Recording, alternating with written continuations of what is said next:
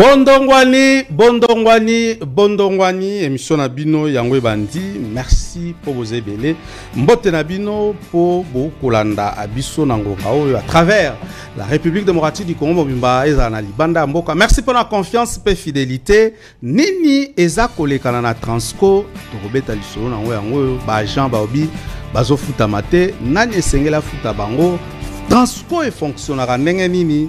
Ba détail na ba question nyonso bino ba topé bozana ba question écrivez-nous to bobengate écrivez-nous to kotanga ba question na bino. L'émission est en direct on a plateau to koyamba bongo mwana mboka Dido, c'est encore comment Dido Didier Kimbumbu, voilà ndeko Didier Kimbumbu azali bongo président intersyndical ya Transco.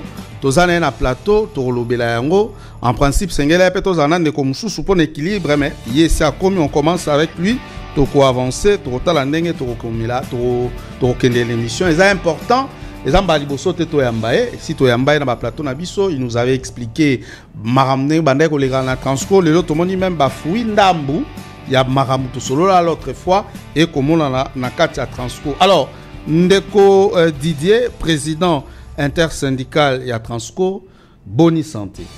Santé, c'est trop fort. Biso za syndicaliste, santé na biso ezo dépendre na vie à ba travailleur. Parce que ceux qui bango baza malamu biso za na sengo, ceux qui bango baza malamu te biso pe moito za na sengo ezate. Donc on dit que bino baza na sengo te.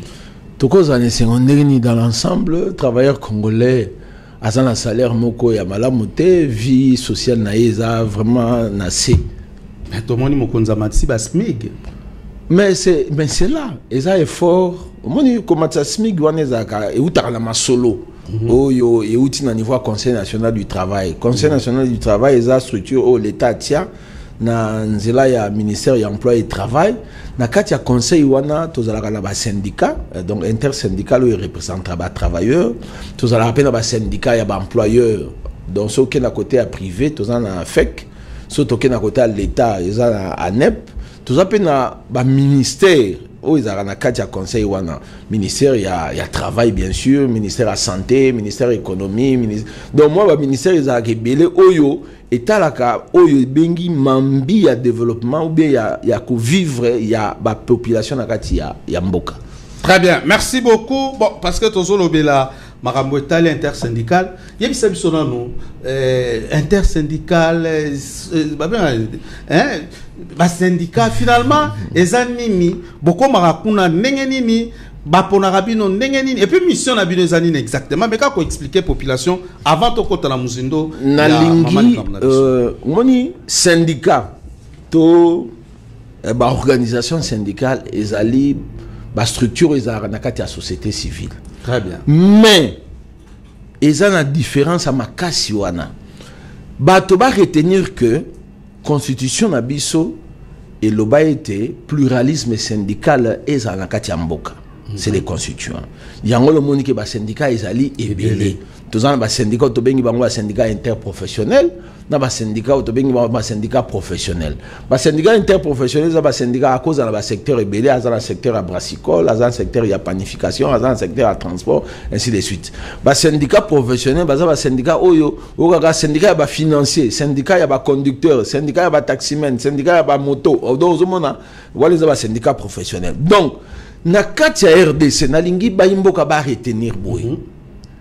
Na niveau ya politique, président de la République azalaka élu na population, peuple. Ba député bazalaka élu na population. Ba sénateur bazalaka élu au tobengango élection indirecte. Ba gouverneur bazalaka élu na scrutin indirect. Mais ba syndicat bazalaka élu na ba travailleur, c'est-à-dire batu oyo bazo apporter un plus pour le développement ya mboka ya kita ya mboka. So ki mboka ezo se développer et ou rendre na musala wana banani basala kango isa ba travailleur mutu basala musala wana. So aussi travailleur c'est un peu large définition on a toujours rappelé ba paysan toujours rappelé ba agriculteur nyonso bato basala kati ba secteur minier ba production artisanale bango nyonso baza ba travailleur. Donc syndicat ou les organisations, il y a des travailleurs, il y a des élus. Mais différence, c'est ça, c'est que la politique, ils sont élus pour 5 ans. Mais l'organisation syndicale sont élus pour 3 ans. Donc, Bino Bozala pour 3 ans. Biso mandé pour 3 ans. Et ça, la masse qu'on a la société, na kate ba société, na kate ba entreprise. Et ça là, na niveau de fonction publique, et ça là, na niveau ya ba établissement privé, entreprise et à l'État, et ça là ba société privée. Et si quand des élections on est ça la. Donc syndicat à l'Obaka sur base ya mandat ou ba travailleur ba pessier. Alors sur élection ici li ministère ya travail a reçu la siko to bengiango répertoire. Il y a un syndicat qui participe à l'élection. Syndicat nani azu au tobenyango ba bilembo ebele en termes ya ba voix, tobenyango suffrage. Syndicat wana yende mutaza syndicat liboso. Mais pour la représentation, basuka na 12 syndicats. OK. Et ni ko battre 13e azana ba voix te ou bien azana ba suffrage te. Non. Mais pour na ko délégué hein pour to ko kende batu non sauter baswana l'état mais to ba ke eza 12 syndicats ou eza et bani na primeti na 12e bangonde muso. Ko basa mieux élu par rapport à quoi? Basa mieux élu par rapport à nombre de travailleurs ou ba voter bango sur l'ensemble ya ba entreprise. Mais il faut dans entreprise non nombre ba gens en moroté. Mais basangisa rasiko nyonso wana. Neti élection salami na Transco hein syndicat ezu par exemple syndicat A ezu par exemple 400 voix basu 400 voix na basangisi batiango sikamoko akena RTNC syndicat wana A azu 300 voix basu 300 sur 400 ba baxé comme 700 basela ngo siko ba keti na ba école tina ba centre de santé basangisi ba suffrage na nyonso par rapport na ba mususu siko ba biko placer waza mutali. Alors c'est qui l'organisateur ya ba élection na bino? Na niveau ya secteur ya code de travail hein wana zalaka ministère ya emploi et travail. OK. Na niveau ya secteur public hein organisateur zara ministère ya fonction publique. Très bien, merci beaucoup. Alors, mission na bino zanini? Mission na biso ezaboy. Ba organisation syndicale musana na bango ezali ceux qui votent salami bango ne mutu ba bimisaka ba délégué, c'est-à-dire ba lobeli ya ba agent. Donc neti toke na Transco élection salami ba délégué mutu ba bima o to bengi bango na kati ya délégation syndicale. Alors mission il y a syndicat sikoyo ezali nini ezali encadrement il y a ba délégué wana bien sûr pe na ba travailleurs suivi na bango formation na bango mais objectif principal ezali il y a syndicat ezali défendre les intérêts il y a ba travailleurs wana eza mission principale ko défendre bango. Pourquoi? Parce que ça histoire mon eza histoire on est outil par la biso te outil par la vindele ba mindele ba ndo sala ndenge nini na ba société ba ndo sala wana tant de travail ezakité o kota musala lelo na tongo so patron lobi o robima o sala 3 jours o sala 3 jours ato lembi ato zo kanzala o fanda ka wana syndicat bi non moto za moto asengeli pe a se reposer il faut to déterminer heure ya travail au moins droit na il faut koyeba yango moto ozyo na musala tant azo sala musala so abeli yo mukolo société il faut ça nini Ozo en charge sur le plan de la santé. Donc, mon syndicat Moussana Nango Yangwa. Quand que Ozo soit misole belé, yo patron, yo mukolo société. Mais Ozo futa mutumala moté. Bien Ozo pousse mbongo oyo, so razu lelo, car lelo mbongo esili. Azo ko futa ndakute, azo ko futa la bane qui la cité, azo ko sa l'épargne té syndicat bi non. Mbongo yo zo ebele eza effort na yo té, yo patron timbongo po société na yo sala musala. Mais travailleur aye na mayele na ye na makasi na ye pote mbongo wana e bongo ma e fuduka e comme ebele. Donc il faut pas que partager mbongo wana en termes de salaire et rémunération, mais à la rémunération moko oyo ko permettre moto très bien à vivre. Merci beaucoup monsieur Didier. Je rappelle qu'Oza président intersyndical à Transco, d'ailleurs au cité combat Transco dans ma propos dans le lobby.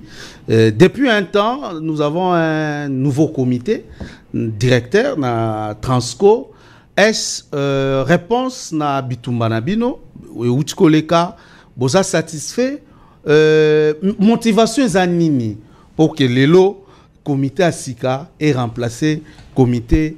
Il y a Floride Boitouka, le DG c'était encore comment le nom le DG Mbere, voilà.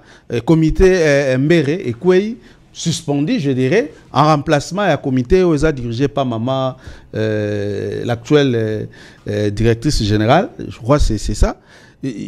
C'est quoi la motivation? Bon, il faut tout symbole Transco na nous établissement public à l'État. Donc mon colo Transco est à l'État. Autobengi gouvernement, hein? Yende gouvernement parce que le président de la République a une institution yende mutu anomaka autobengi en français les préposés de l'État. A eu ordonnance naé a nommé batonaé. A consulter le syndicat.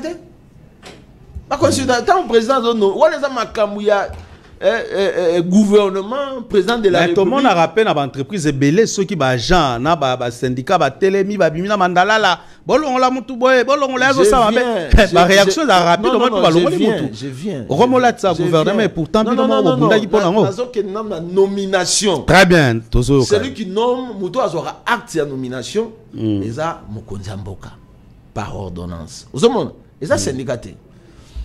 Yami balé koyeba que biso tous élus par les agents dans les organisations syndicales déjà votera déjà votera syndicat.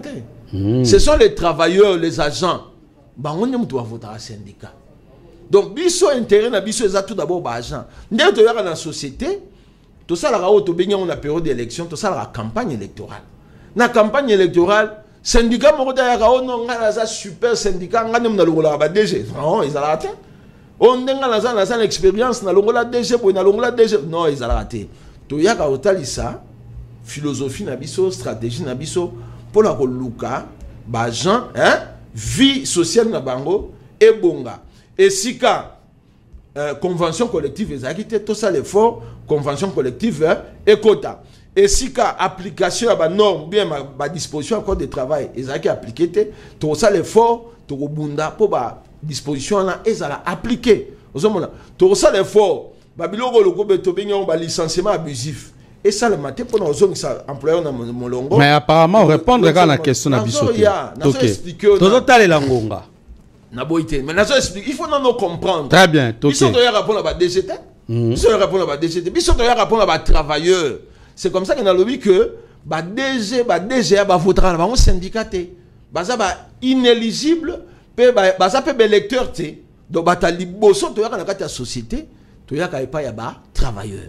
Si vous DG, na DG, on a préposé à gouvernement, ça na parti parti employeur.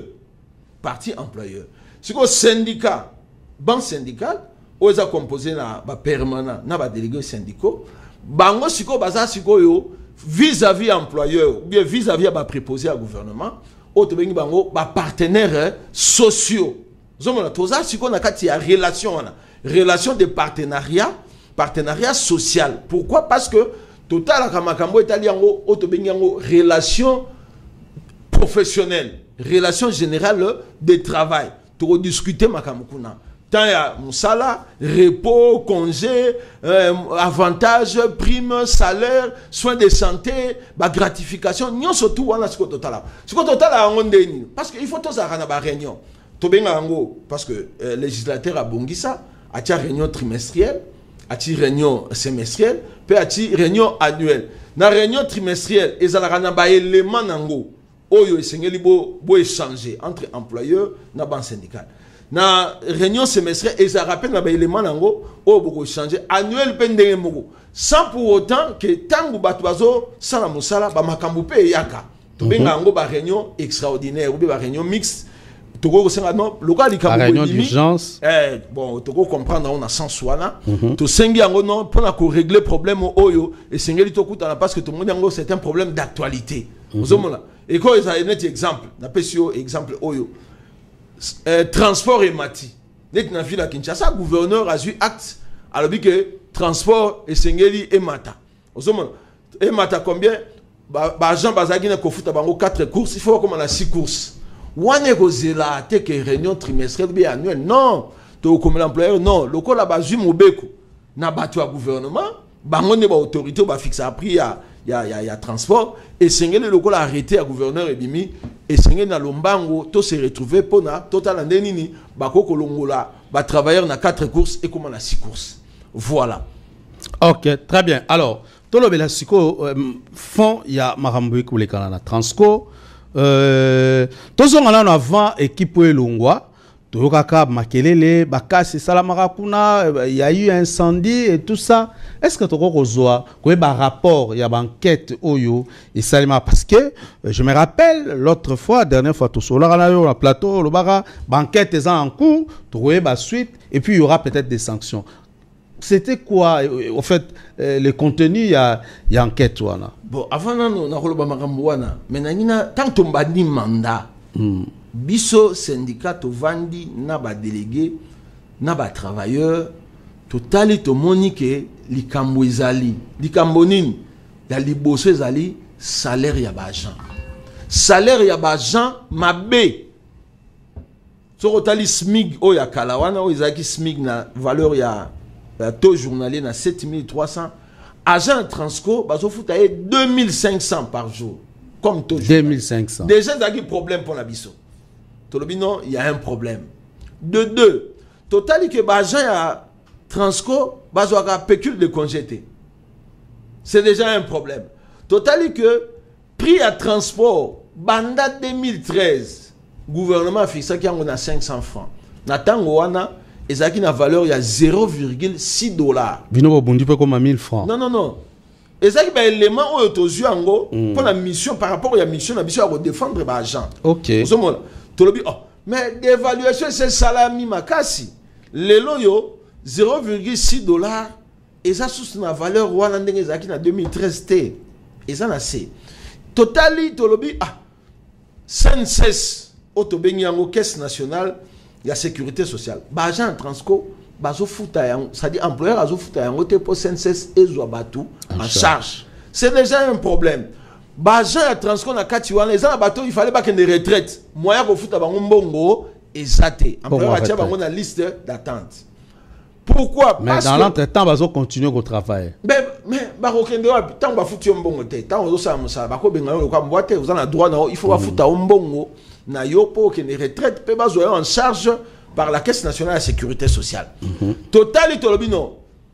L'État a sala Transco par un acte qu'on appelle décret où est créé Transco. Nakati a décret wana l'État lobby ngai loko na créé Transco na fixé prix nangai prix social pour la population, ils ont droit à l'État, ils ont makambo à l'État, mais il faut appeler ça la Transco ba subvention pour se maintenir en équilibre en termes de charge d'exploitation, ainsi de suite.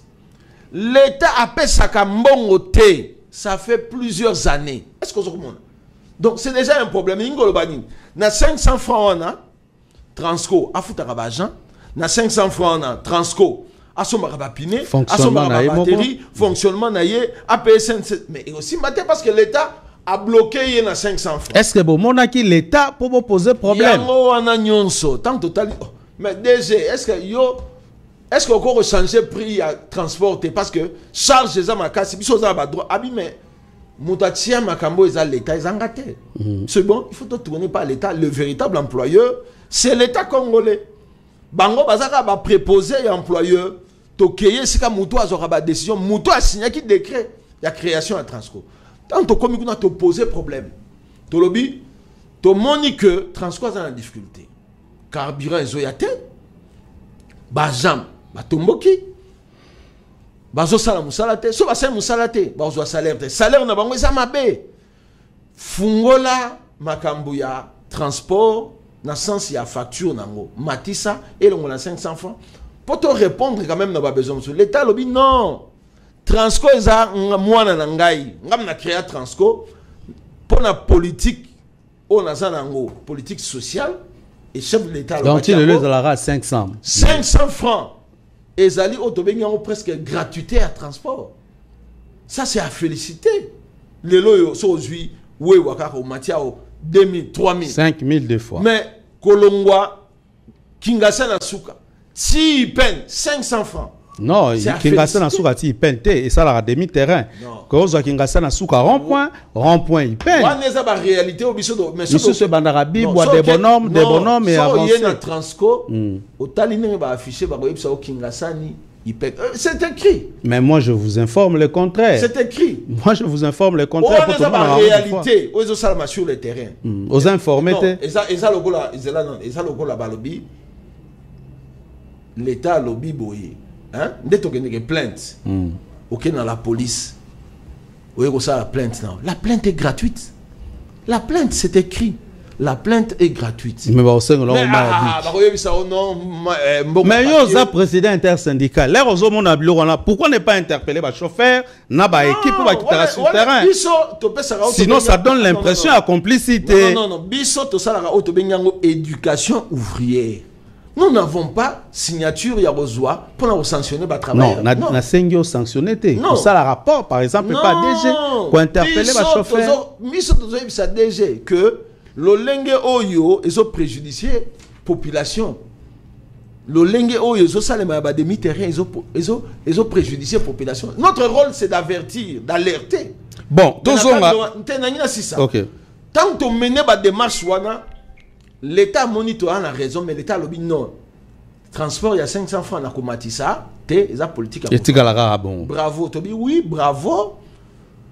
Si le salaire y a bagent, ils en a assez. Tout ça là, si l'État lobby nini. L'État lobby, tu as dit et pas autorité budgétaire. Tu as un président de l'Assemblée nationale. Batali va comprendre ma transco. Ba lobby, ba sali recommandation na bata budget. Na budget ba alloué na transco to bengi yango intervention économique et sociale. O ezala ki té na transco. Tu as vu ce gouvernement mais ba subvention tu babi non wala makam na biso et ça l'état mais intervention économique et sociale to comprendre pas si à bagent transco to allouer budget wana pona total ndenge nini ba ko pesa o to bengi un salaire complémentaire. Bravo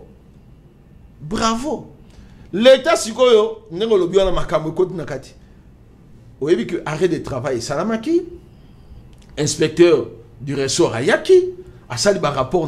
Ministre Koutakitaki na 12e riz. L'État, si comme les sociétés,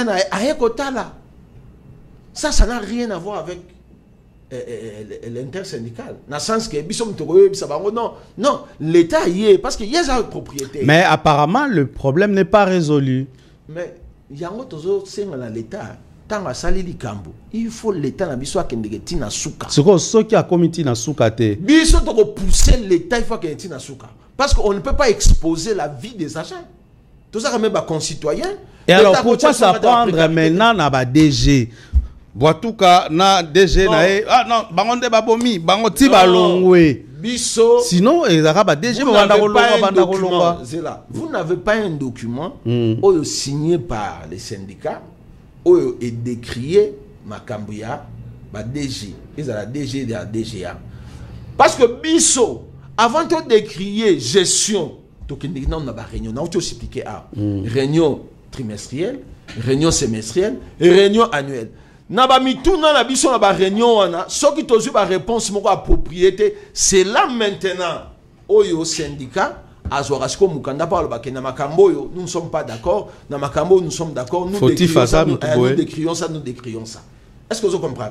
Mais toti kala nous na bango to ça qui première réunion il y a liboso ezaki mo poko so ezaki makambo maîtrise avec effectif. To ça qui na wana parce que c'est ezaki début pe ya mandat. Donc maîtrise avec effectif ezaki un problème. Deuxième réunion ezaki réunion sur la situation économique et sociale. Voilà net on a total finance mais malheureusement et ça m'a quitté parce que grève arrêt de travail ça m'a quitté gouvernement est s'impliquer le gouvernement a ça l'audit. Bon, d'accord. Il y a un audit. Apparemment, il y a des douaniers comité Boatouka na DGNAE parce que l'autre fois, Toyoka qui va maquiller n'enge salamaka que il y a eu incendie on est incendie créé de toutes pièces pendant qu'on couvrir bébé belé et au-delà de ça, il y a cassure bandako kata pièces et puis il y avait des enquêtes sur base de ça. Des comités de gestion qui sanctionnés et non sur base de Makambo Zakoloba. Parce que sinon, raison, parce que Bozolo Bagé et Bango a un problème, tes problèmes, et pourtant, pour les DG, au comité de gestion, la capacité à résoudre directement le problème au point de l'État. Monsieur le journaliste, Nainal Beloromoko. Biso va syndicat, tous les experts dans le syndicat. Tous les experts. Sur l'incendie, l'incendie est la nature ébellée. L'incendie, monsieur, est criminel. Dès que l'on a des journaux, bien des journaux télévisés. L'incendie, monsieur, doit remonter. Il y a des moutassala qui est le coin. L'incendie, monsieur, est à courir, qui est des zongi, et ça l'incendie. Nous, en tant que syndicat. À côté de Bisouane, qui m'a courir. Non, on a plusieurs sortes d'incendies. Incendie, et ça m'a qui a bus. Est-ce que c'est d'origine criminelle? Biso syndicat toye bandé. Enquête ça les non, mais c'est biso tous les experts na makambo bensandi tende. Li kam nanga zate ke binobo za la expert. Li kam nanga za ke loko la président intersyndical aux a mieux informés de nous. Non, raison c'est à cause non. Parce qu'il y a eu des enquêtes. Non, wana ezali ba a priori. Au moment où il syndicat rôle au syndicat non, nous restons sur les relations professionnelles. Mais incendie, ça n'a rien à voir avec les relations professionnelles. On a la gestion, il y a préposé employeur, il faut pas avoir précaution. L'État a un incendie, mais qu'est-ce qui s'est passé? D'accord, nous avons posé question autrement. Permettre. Il n'y a pas de problème. Est-ce que vous avez un bilan? Il y a un comité de gestion sortant. Non, bilan c'est trop fort. Nous avons discuté Makambuya, maîtrise effectif. Nous n'étions pas satisfaits. Très bien. Parce que direction générale. C'est déjà le bilan. Non, sur le bilan, ça c'est votre problème. Maintenant, satisfait. Maîtrise effectif et acquitté. De deux, tu attirer attention employeur que tu as qui se pélaté, na façon naïe, il y a que sanctionner les gens. On n'était pas d'accord. Il y a des employeurs que non.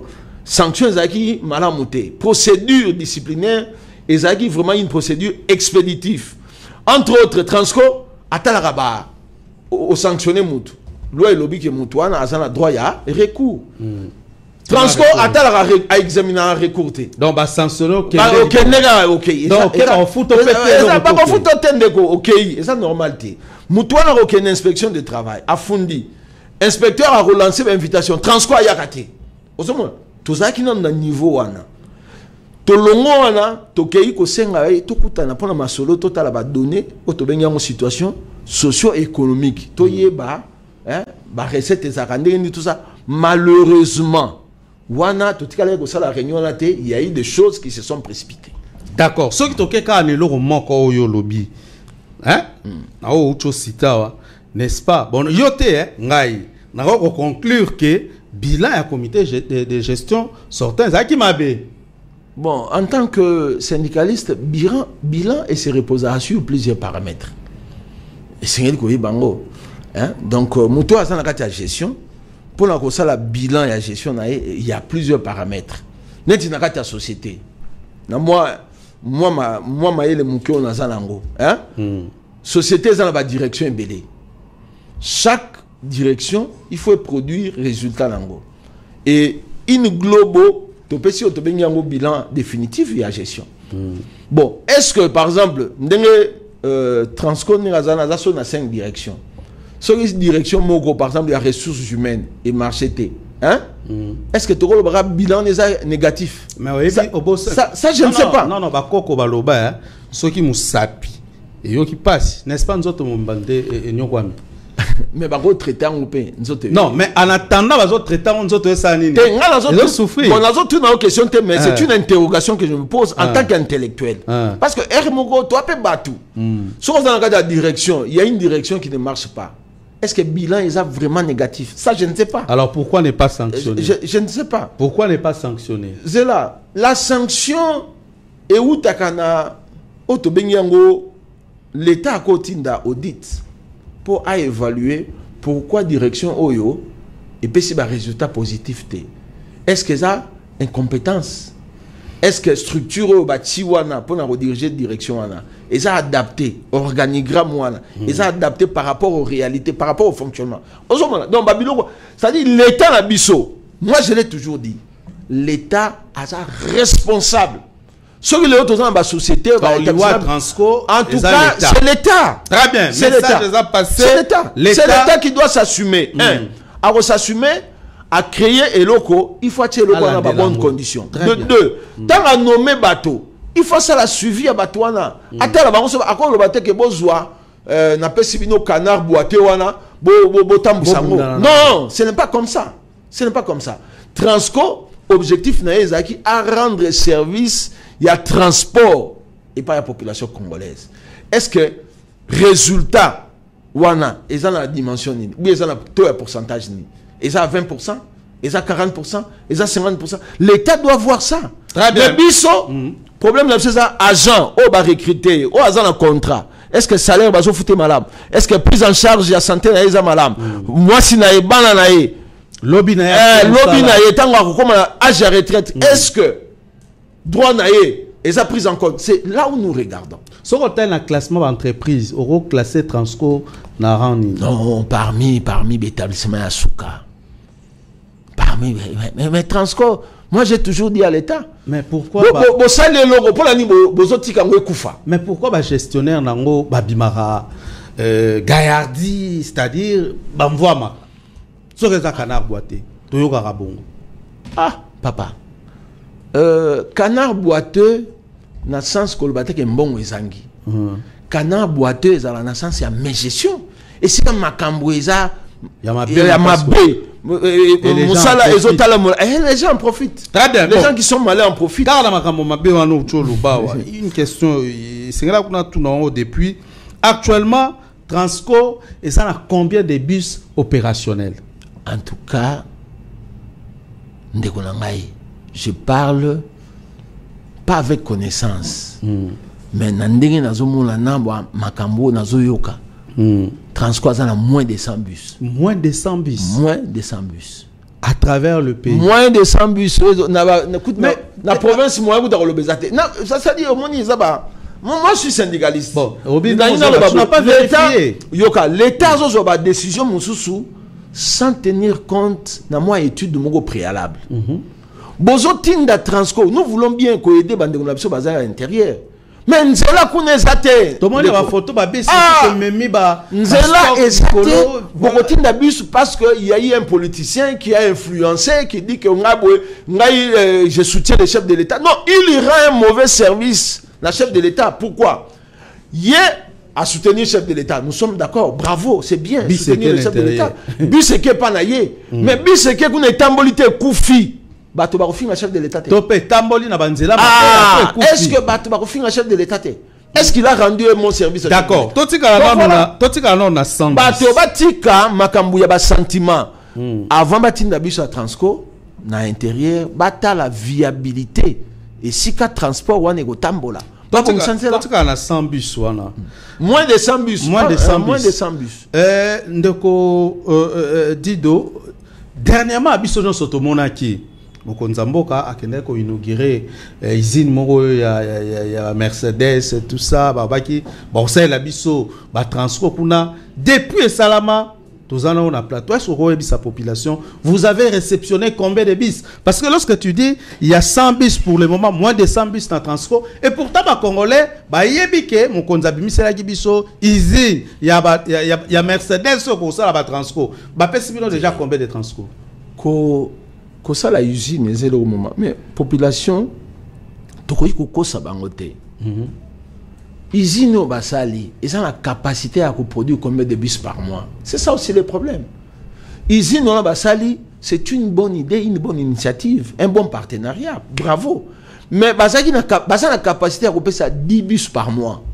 10 bus par mois. Mais est-ce que vous avez déjà... Oui. Depuis... Bon, attendez. Depuis la Transco, attendez. Depuis la Transco, ministre qui là, par 2 fois, na moni, après si bus na Transco, 2 ou 3 fois. Donc 30. Hein? 30 je bus. m'abuse. Na VPM Jean-Pierre, j'ai vu une fois. 40 bis. Donc voilà. Donc Usine produit 40 bis. Dans le but de la Usine produit 40 bis. Usine wana et coproduction na kopesa c'est deux choses différentes. Non, épaissi. Parce que ero bimisa nango babisi mususu ebele. Mais quota ya Transco. Quota ya bis à Transco aujourd'hui 40 maximum. Je parle avec beaucoup de réserves. Mais naba ebele ya ba Transco e bande ko uta ba Kongo to bande ko moni bande ko ya. Oh non, il faut babis wana ce que wa. Bus ezalaka et que wa bus ezana tant de vie nango. Bus c'est cause à ce côté. C'est là je viens. Non, je viens. Na expliquer yo. Tolingi to solo makambo est très important. Tant Basali Transco, on a alloué à Transco 50 bus. Et 500 bus. En 2013, viabilité à Babis Ouana 5 ans. 5 ans. Oh. Mondelo a sali ango a lobi que. Est-ce que ça va Babis Sika? Mais Mondelo a sali Babis Ouana a lobi que bus Ouana po ezala en vie maximum 5 ans. Durée nango. Somba Rabami Touka. Mais on est ingénieur. Par exemple, on a Dubaï, attends ici, là, en seconde main. Il y a des véhicules au Rossalon, 10 ans. La voiture, non,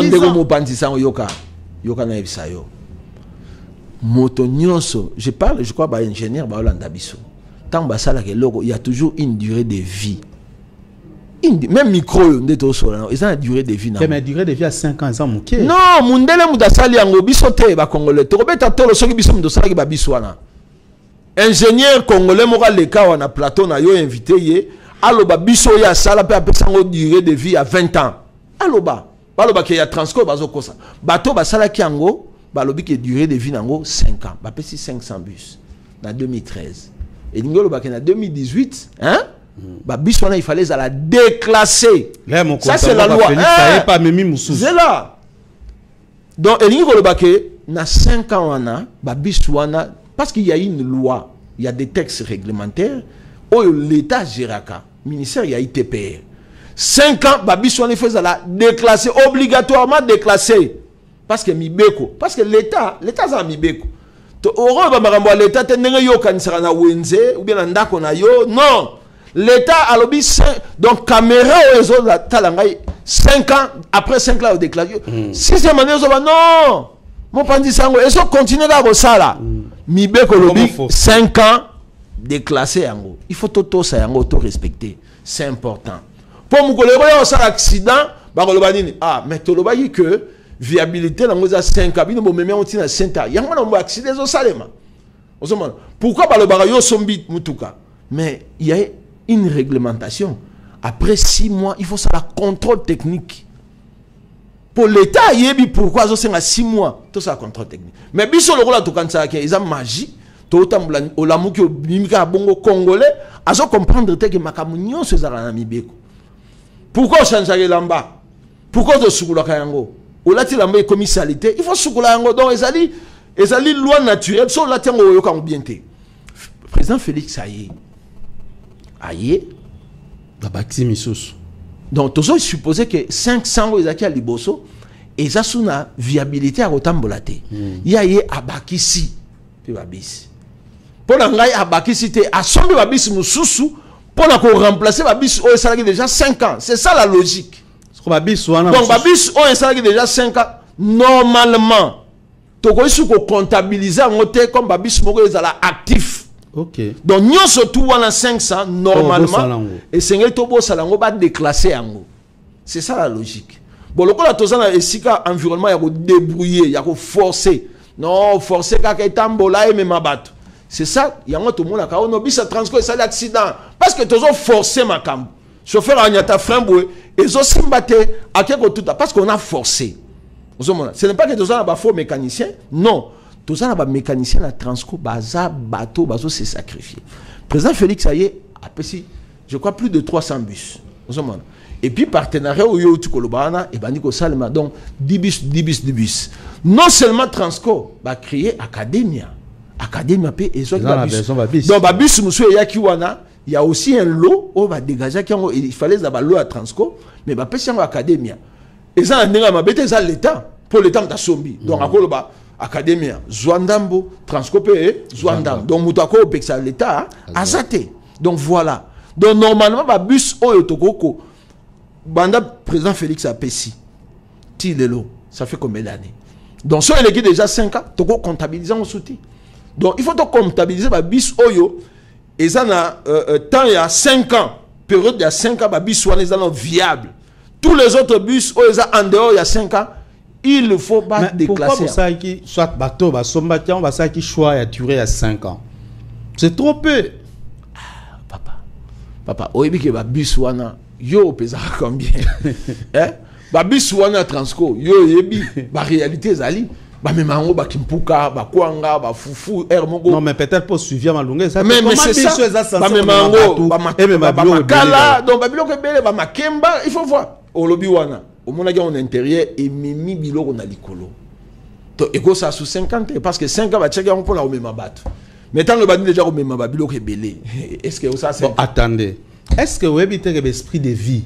Il y a des biches, il y a l'esprit de vie. Télélo et circulara. Et circulara. Et circulara. Ça s'appelle à moins état. Non. Sable. Il n'y a qu'au Congo où on accepte l'inacceptable.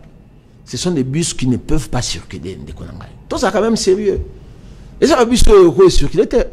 Et ça a une incommodation dans cela. Et ça ça milinga. Milinga et ça dans ma question, réviser mon terre. Réviser mon terre, raison est normale. Ça dit, tous on pas maladie, monsieur Tobela, tous respirer. C'est aussi à cause de la pollution environnementale. Donc, non, tout ça a quand même logique. Tout ça a sérieux. Tout ça a esprit. Vous voyez. Où est ça important dans la c'est l'esprit des responsables. Ndekodido, Transco et ça la recette, oui ou non? Bon, naza gestionnaire, mais le col est tambolaka. C'est que bon ekotaka. Par jour, bismo ça la combien? Non, Transco tout d'abord, ba calculer bon côté. Tout le monde va habiller. Tout ça l'engana yo. Tout ça l'engana déjà 500. Tout ça rappelle près combien? Tout ça l'engana yo. Transco ekotaka, je crois, plus de 100 personnes. La course moko. So Transco ekoti bateau. Il y a vendre na hôtel ma. Parce que so babika va vendre et ça peut apparaître net bus chez ça vide. Bon, besoin de transport, donc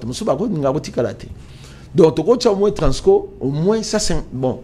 Je parle avec beaucoup de réserves parce que nous avons tout à transporter, mais la monnaie qui est Transco est comme 150 personnes. Alors, coût il y a billet ça 50 francs. 500. Et 500 francs. C'est qu'on multiplie, soit dans course moko. Course moko 500 francs, ça fait combien? Fois 1500. Donc ça nous donne dans le 75 000 francs. 75 000 francs dans la course Mogo. C'est ce que Buswana est. Sans compter ma carte. Buswana sali, par exemple, Zando Kingasen Asuka. Est-ce que ça a 20 courses? Je doute fort. Avec l'embouteillage.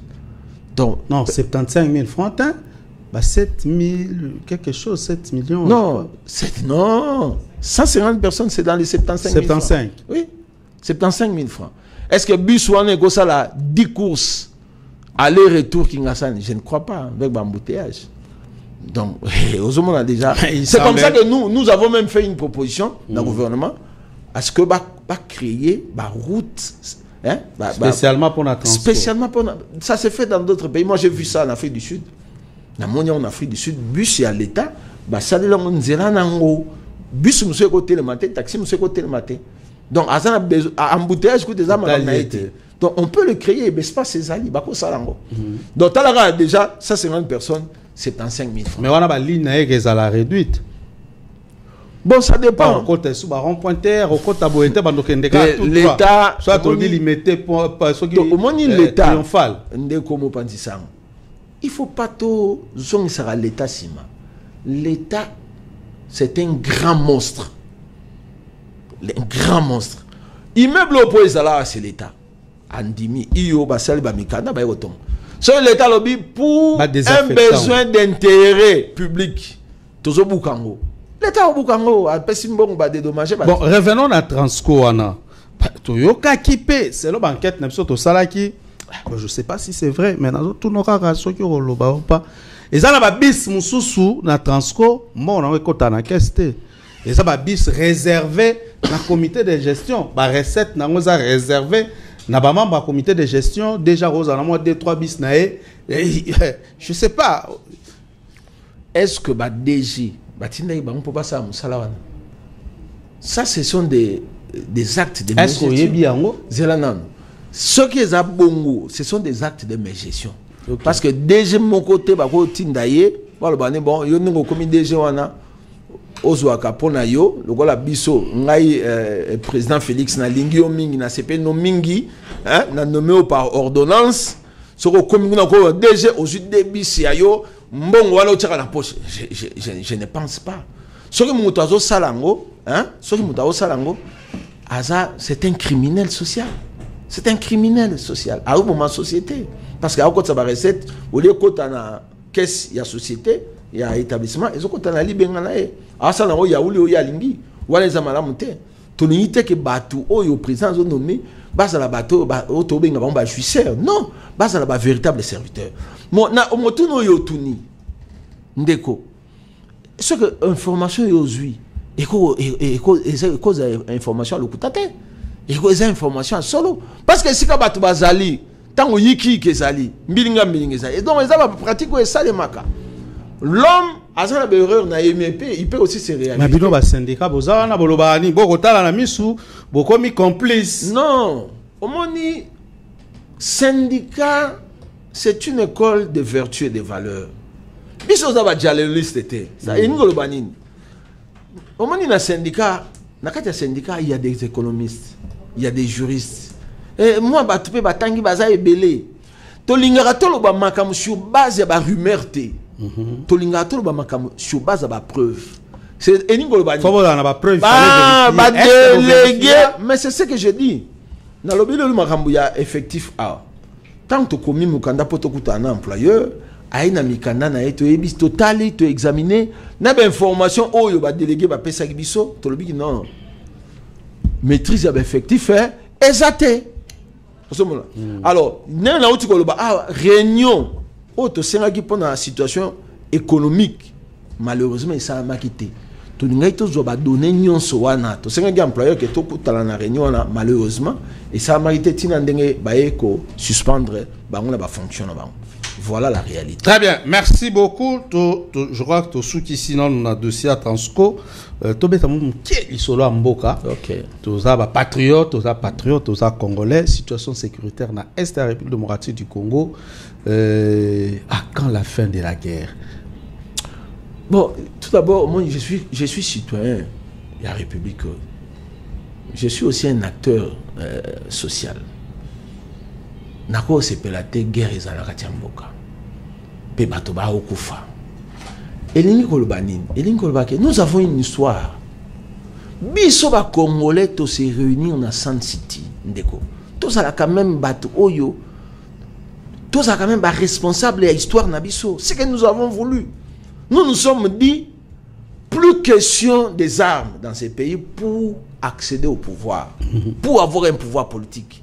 To lapindai ba belligérant bato basimbaki ba arme bazalaki bato pe basimbaki ba arme te bazalaki toyokani que pona okenabele pona kozwa pouvoir politique pona diriger mboka il faut passer par la voie des urnes to sali référendum to ndimi iyo constitution na biso mais makambo izo samana qui peut accepter soko lingi ko bundisa pouvoir soit dans l'opposition. Et la constitution est claire. Tant que je suis déjà par arme, et l'inkolbanin, osa motomboki. Mais tant que je suis par arme, il y a des gens qui sont tués. Tout le monde a une image. Bah hôpitaux bombardés, bah na baso kufa, les gens sont tués.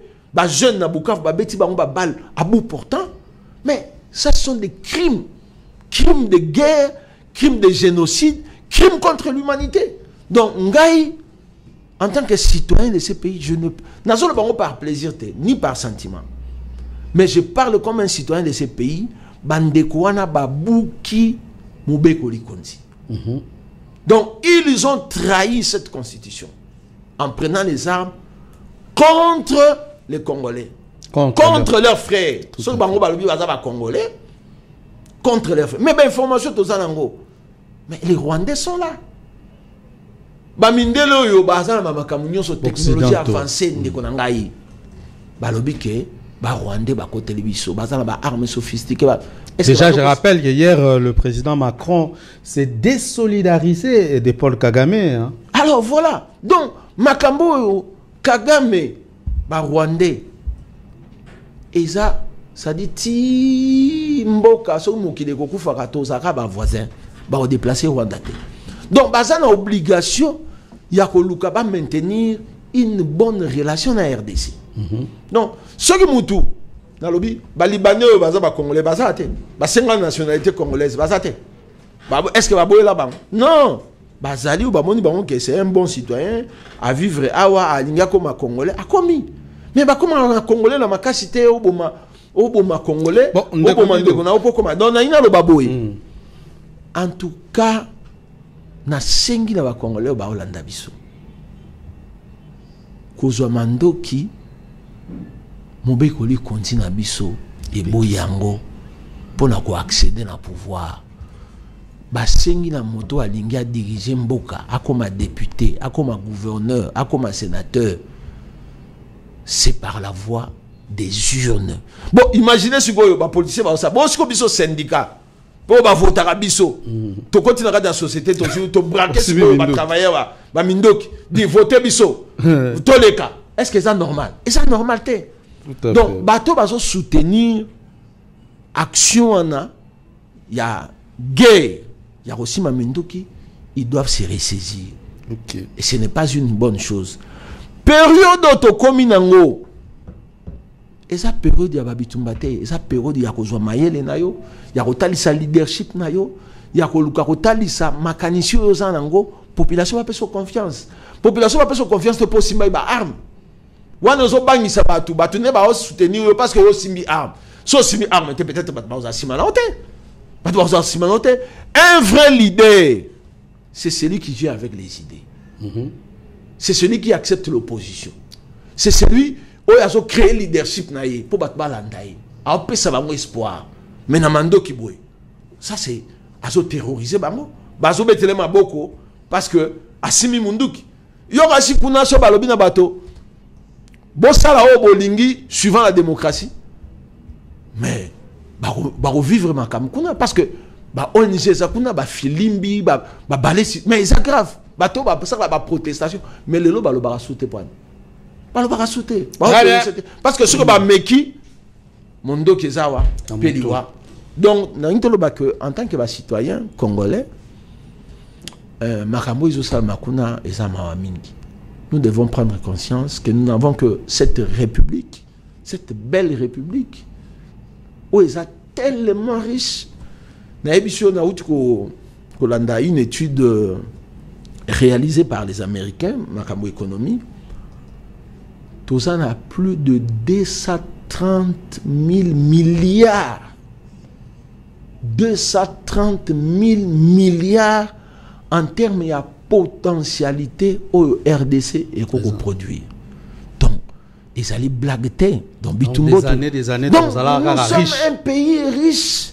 Donc, moi, ce qui biso, tout le monde a une conscience nationale. Hein? Tout fan d'ici. Et ça, problème à Tshisekedi. Et ça, problème à Jean-Pierre Bemba. Non, c'est un problème de notre pays. Parce que les hommes passent. Que les institutions restent. Les pays restent. Ceux qui ont boulé, Makamnayo. Vis-à-vis de Félix, Kaka Félix, mais Félix un jour aux arrêtés. C'est quoi au Rwanda, c'est comme tout non.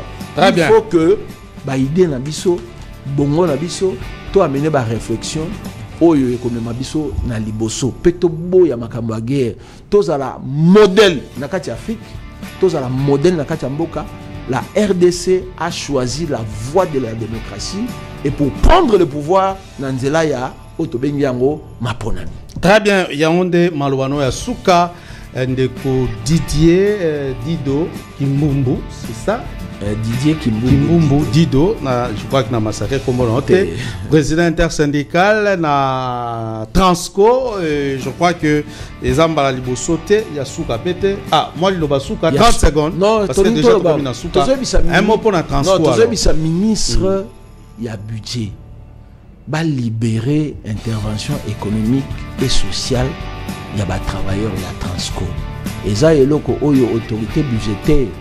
Après, si l'agent Transco, pour le moment, on n'a pas si nous avons des documents déjà, ils ont pas une bango, VPM à Senga qui va foutre yango, va foutre mbongo wana pour soulager tant soit peu, travailler à Transco parce que Bazalakati n'a pas si makasi. Merci beaucoup, Bondo Walekomina Souka, merci l'équipe technique, merci Namoro Sande, Mia Papa na Joyce, merci na Toussaint Louba qui est chef régisseur na 10e rue télévision, merci l'équipe rédactionnelle de l'autre côté, merci Pena invité Nabiso, merci Nandeko Didier, Bonorani Sili, rendez-vous na rediffusion, je crois na minuit à Mokwalelo et puis numéro 6 to Kozanango Mokolo. Il y a lundi, il y a semaine et koya, ndeko za lambala souka te parce que dossier Transco m'a remboursé belé, to fina on sorti na souka. Botika malamu, au revoir.